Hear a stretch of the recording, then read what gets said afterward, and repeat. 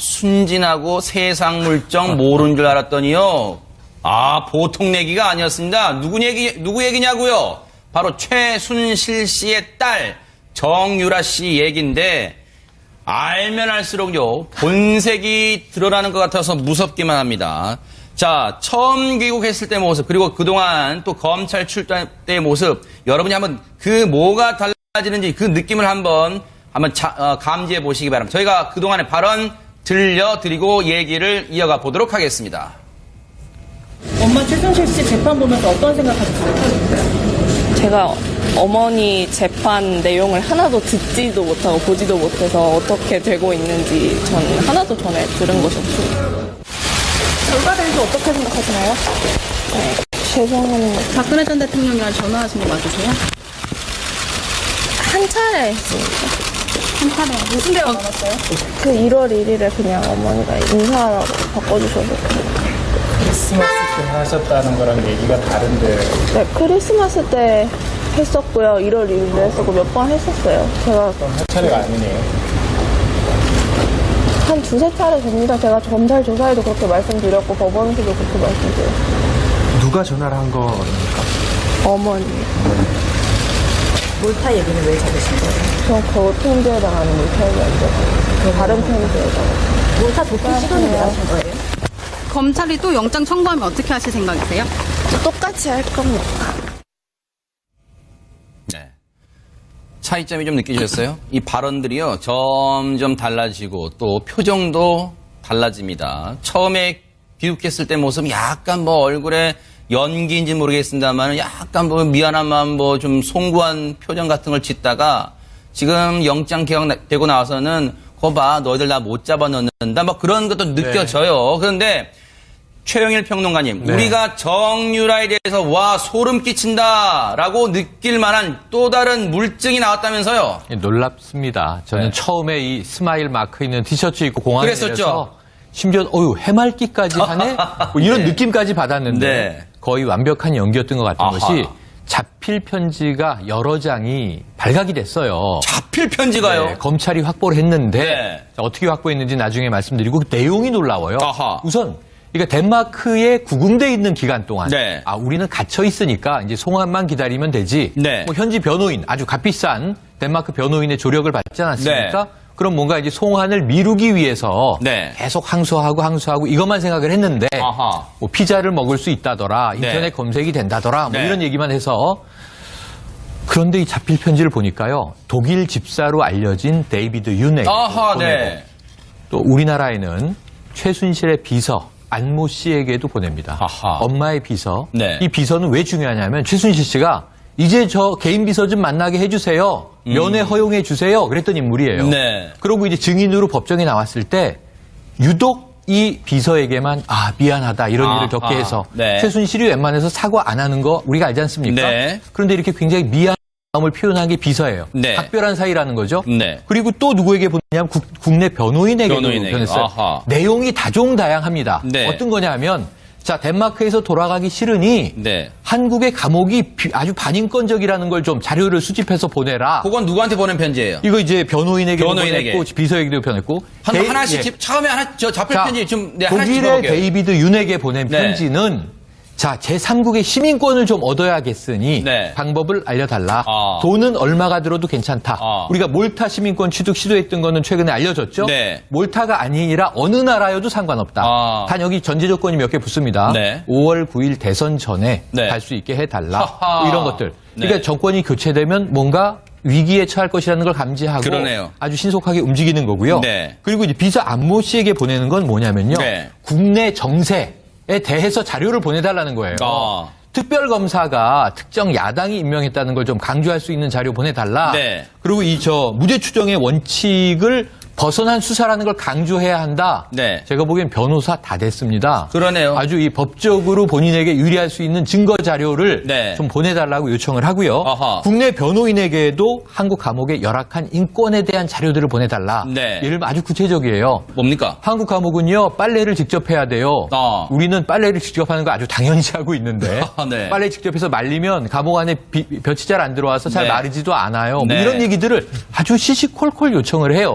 아하. 그러고 보니까 덴마크는 그러면은 이 구치소 구금 기간 동안 네. 세탁소가 따로 운영이 됐나 보다 이런 네. 생각을 하게 되는데 아하. 어쨌든 이런 세세한 것에 착안을 해서 네. 비교할 수 있는 자료를 디테일하게 요구합니다. 네. 제가 보기엔 이거 한마디로 말씀드리면요. 네. 변호사만큼 법적 논리, 법적 용어도 잘 알고 네. 매우 용의 주도하고 치밀한 성격의 국내 대선 상황 등 정치적인 정황까지도 네. 자신이 유리하게 만드는데 활용하려고 한 정황이 다 드러나서 그러니까요. 이거는 다 누가 코치하기에 쉽지 않은 거예요. 네. 우리가 20살 정유라 이런 얘기 했는데 네. 잔챙이 아니라고 아까 말씀하셨잖아요. 네.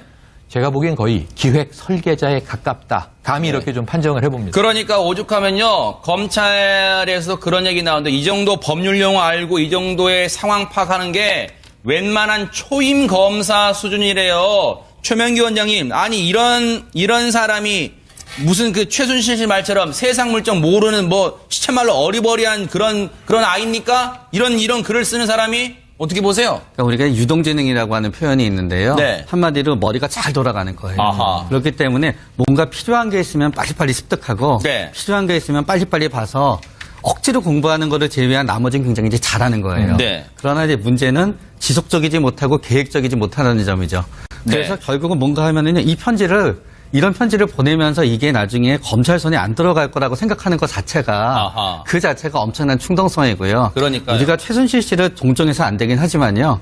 엄마 입장에서 최순실 씨는 진짜 동정하게 돼요. 이런 정유라 씨랑 네.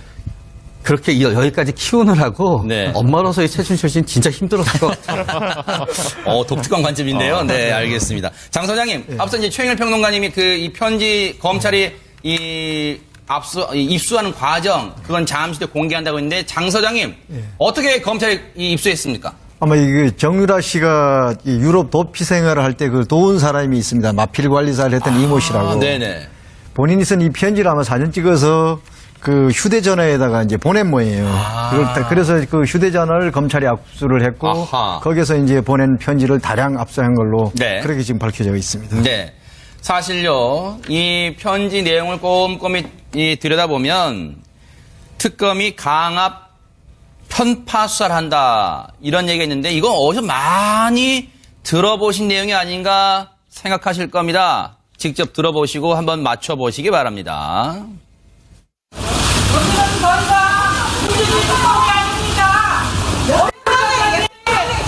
최순실 씨 여전히 강한 수사 받고 있다 생각하십니까? 국가에서 죄를 지켜 살게 최순실 씨 여전히 강한 수사 특검이 아닙니다. 그리고 박 대통령하고 모든 공동체임을 발표하고 발언을 강요하고 있어요. 네? 이거는 너무 억울해요. 우리 애들까지 다 어리선장까지 그렇게 하는 거는. 손 변호사님, 정유라라는 사람이 앞서도 저희가 말씀드렸지만 일반인들은 감히 뭐 쓸 엄두도 못 내고 잘 알지도 못한 법률 용어 자연스럽게 쓰고요. 그리고 그랬대요. 보안을 위해서 이 편지는 불태워질 겁니다. 그 편지를 받았던 사람들이 그렇게 전했대요. 아주 이거 철두철미한 거 아니에요? 그렇습니다. 무죄 추정 원칙, 이런 용어들, 뉴스파이터 보시는 분들은 다 아시겠지만, 네. 모든 분들이 다 쉽게 쓰는 말들은 아니거든요. 그렇죠. 뉴스를 통해 접할 수는 있어도, 뉴스를 이야기할 때는 이제 입에 올릴 수는 있어도, 네. 본인들의 본인들의 실생활에 이 용어가 등장할 일은 없거든요. 네. 그런데 아주 자연스럽게 사용을 했고요. 네. 그리고 또 조금 전에 앵커님 말씀하신 대로, 보안을 위해 이제 편지를 읽고 태운다. 아하. 걱정하지 말아라. 그래서 이건 영화 속에서나 나오는 일인데 그러니까요. 실제로 이제 이런 이야기도 했습니다. 네. 그런데 더욱 중요한 게 그동안 정유라 씨가 의도적이었는지는 모르겠습니다만 언론에 등장해서 국민들에게 보여줬던 모습과 네. 또 이 편지를 통해서 추측할 수 있는 모습이 굉장히 다르잖아요. 특히나 아무것도 모른다는 이야기를 항상 했습니다. 네. 그리고 항상 엄마 최순실 씨가 다 한 일이다. 나는 모른다. 심지어 엄마 탓을 했습니다. 네, 아하. 그리고 또 독일에 있는 그 회사 운영도 나는 모른다. 네. 시키는 대로 포스트잇을 붙여서 넘겨준 거기에 서명만 했을 뿐이다라고 했고요. 네. 그리고 또 더욱 놀라운 사실이죠. 나는 자기 전공도, 대학교의 전공도 모른다. 그랬었죠. 학교를 간 적도 없다. 네. 라는 말을 했습니다. 네. 이렇게 정유라 씨가 직접 했던 이야기들과 네. 이번에 입수된 편지를 통해서 확인되는 그런 그 내용들이 굉장히 다릅니다. 네. 그렇다면 정유라 씨의 본 모습이 무엇인가? 아하. 정유라 씨를 과연 신뢰할 수 있을 만한 사람인가? 그 부분에 있어서 의심이 굉장히 가고요. 네. 앞으로 기소되어서 재판을 받을 텐데 네. 이렇게 거짓말이 누적돼가지고 본인의 신뢰성이 떨어진다고 한다면 네. 재판에 있어서도 뭐 유리하지 않은 영향을 미칠 것으로 보입니다. 네. 홍순민 아나운서. 네. 정유라가 이렇게까지 구체적으로 외국 시민권, 뭐 몰타든 어디든 좋다 막 그랬잖아요. 네. 이렇게 외국 시민권 얻으려고 한 정황, 구체적 증거가 드러났는데도 이 정유라 측 변호인은 뭐라고 하던가요? 네, 사실 이렇게 외국 시민권 논란에 대해서 계속해서 변명을 하고 또 부인을 했는데요. 이 검찰에서 일단 정유라 씨는 뭐 알아보기는 했지만 돈이 좀 너무 많이 들어서 포기했다. 이렇게 뜻을 밝혔고 또 동문서답이 따로 없네요. 동문서답이 그렇습니다. 따로 없었네요.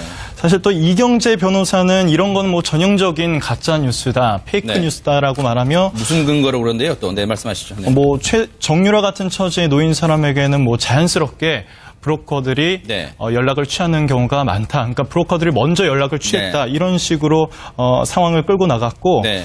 뭐 도피가 목적이었으면 먼저 이미 취하지 않겠느냐. 네. 이렇게 최순실 씨를 정유라 씨를 변호를 했습니다. 네, 뭐 변호사니까 변호하겠죠. 네, 장 소장님. 예. 근데 그 정유라 편지 중에 예. 또 그 변호인과 주고받은 편지 중에 그게 있었대요. 한국 구치소가 열악해서 귀국할 수 없다. 아니 구치소가 다 구치소지. 뭐 저기 덴마크 올보르 구치소는 뭐 호텔이랍니까? 그거는 조금 우리나라 환경에서는 좀 이상하게 들릴지 몰라도 정유라 주장이 타당할 수 있습니다. 아, 제가 왜요? 경찰청 이제 인권보호 담당관으로 근무를 할 때 네. 우리나라의 인권 정책을 제가 고민을 하면서 네. 그 북유럽 쪽에 구치 시설을 좀 연구했던 적이 있습니다. 네. 근데 북유럽의 시설은 개인이 취미 생활을 할 수 있을 정도로 네. 조금 우리하고는 환경이 많이 다릅니다. 물론 뭐 내부 시설이 화려하다는 거 이건 아닌데 네. 그 안에서 개인의 이제 밖에서 누릴 수 있는 자유 네. 대부분을 조금 보장하는 그런 측면이 강합니다. 네. 그러다 보니까 이런 얘기가 나오고 네. 그다음에 조금 전에 말씀하신 뭐 이제 세탁물 같은 것도 네. 본인이 안 하고 다 해주는 이런 것 때문에 이런 표현을 한 것 같습니다. 아, 그래요. 아하. 그런데요, 손 변호사님. 네. 정유라에게 학점 특혜를 줬던 그 류철균 2대 교수 있잖아요. 네. 지금 이제 구속돼 재판받고 있는데. 그렇습니다. 그랬대요. 자기는 정유라를 위해서 이렇게까지 모든 걸 다 주고 했는데 정말 충격받았대요. 정유라 귀국 기자회견 보면서. 네. 저 애는 참 뻔뻔스럽게 나는 모든 걸 잃었는데 정유라는 참 뻔뻔하답니다. 그런데도 왜 구속이 안 돼요, 진짜? 일단 뻔뻔한 거는 오늘 보도를 통해 확인이 되는 것 같은데 네.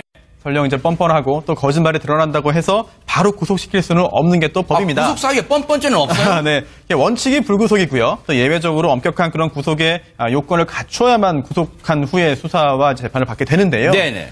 하지만 첫 번째 이제 구속영장 청구됐을 때도 법원은 구속의 필요성이 없다. 그리고 그에 앞서서 범죄 사실의 소명도 아직 이루어지지 않았다라고 했습니다. 네. 시작했죠.